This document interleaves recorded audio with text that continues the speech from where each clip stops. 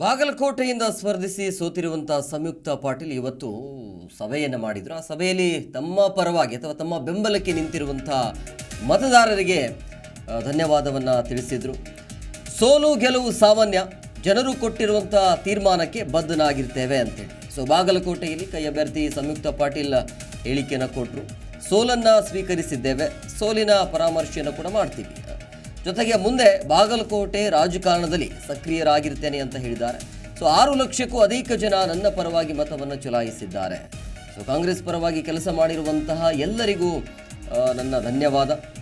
ಬಾಗಲಕೋಟೆ ಜಿಲ್ಲಾ ಕಾಂಗ್ರೆಸ್ ಸಮಿತಿಯಿಂದ ಇವತ್ತು ಸುದ್ದಿಗೋಷ್ಠಿಯನ್ನು ನಡೆಸಿ ಈ ರೀತಿಯಾಗಿ ಅಂದರೆ ತಮ್ಮ ಬೆಂಬಲಕ್ಕೆ ನಿಂತಿದ್ದವರು ಆಗಿರ್ಬೋದು ಅಥವಾ ಮತದಾರರಿಗೆ ಅಭಿನಂದನೆಯನ್ನು ಸಲ್ಲಿಸಿದರು. ಸಹಜವಾಗಿ ಸೋಲು ಗೆಲುವು ಅಂತೂ ಇದ್ದೇ ಇರುತ್ತೆ, ಬಟ್ ಒಬ್ಬರಂತೂ ಗೆಲ್ಲಬೇಕಲ್ವಾ. ಹಾಗಾಗಿ ಇದನ್ನೇ ಮುಂದೆ ನಾವು ಸೋಲನ್ನು ಗೆಲುವಾಗಿ ನೋಡ್ತೀವಿ ಅಂತೇಳಿ ಹೇಳಿದರು ಸುದ್ದಿಗೋಷ್ಠಿಯನ್ನು ಮಾಡಿ. ಜೊತೆಗೆ ಮುಂದೆಯೂ ಕೂಡ ನಾನು ಬಾಗಲಕೋಟೆ ರಾಜಕಾರಣದಲ್ಲಿ ಸಕ್ರಿಯನಾಗಿರ್ತೇನೆ ಅಂತ ಹೇಳಿದ್ದಾರೆ.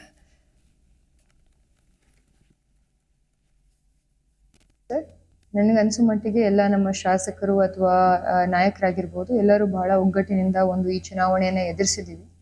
ಹಲವಾರು ಕಾರಣಗಳಿಂದ ಕೆಲವೊಂದ್ಸರಿ ಚುನಾವಣೆಯಲ್ಲಿ ಗೆಲುವಾಗುತ್ತೆ, ಕೆಲವೊಂದ್ಸರಿ ಸೋಲಾಗುತ್ತೆ. ಸೋಲು ಗೆಲುವು ರಾಜಕಾರಣದಲ್ಲಿ ಬಹಳ ಅನಿವಾರ್ಯ.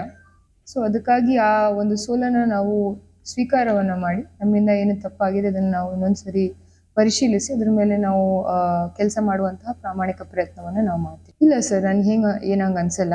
ಹಂಗೇನೇ ಇದ್ರೂ ಕೂಡ ನಮ್ಮ ಪಕ್ಷದ ಎಲ್ಲ ನಾಯಕರು ಕೂಡಿ ಅದ್ರ ಬಗ್ಗೆ ಸಮಾಲೋಚನೆಯನ್ನ ಮಾಡ್ತಾರೆ. ಅದ್ರ ನನ್ನ ವೈಯಕ್ತಿಕ ಅಭಿಪ್ರಾಯ ಪ್ರಕಾರ ಆ ರೀತಿ ಯಾವುದೇ ಘಟನೆಗಳು ನಡೆದಿಲ್ಲ.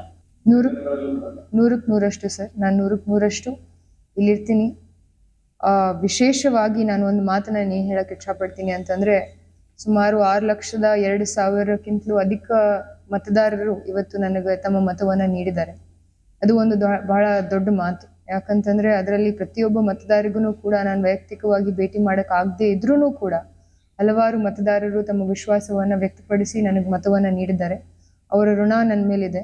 ಯಾವತ್ತಿದ್ರೂ ಕೂಡ ನಾನು ಬಾಗಲಕೋಟೆ ಜಿಲ್ಲೆಯಲ್ಲಿ ಇದ್ದು ಇಲ್ಲಿರುವಂತಹ ಮುಂಬರುವಂತಹ ದಿನಮಾನಗಳಲ್ಲಿ ಇನ್ನೂ ಹೆಚ್ಚಿನ ಕೆಲಸವನ್ನ ನಾನು ಈ ಕ್ಷೇತ್ರದಲ್ಲಿ ಮಾಡ್ತೀನಿ ಅಂತ ನಾನು ನಿಮ್ಗೆ ಹೇಳಕ್ ಇಷ್ಟಪಡ್ತೀನಿ. ನನಗೇನು ಹಂಗ ಅನ್ಸಲ್ಲ. ಜಿ ಕನ್ನಡ ನ್ಯೂಸ್ ಈಗ ನಿಮ್ಮ ಮನೆಯಲ್ಲೇ ನೋಡಿ. ಎಲ್ಲ ಕೇಬಲ್ಗಳಲ್ಲಿ ಈಗ ಲಭ್ಯ.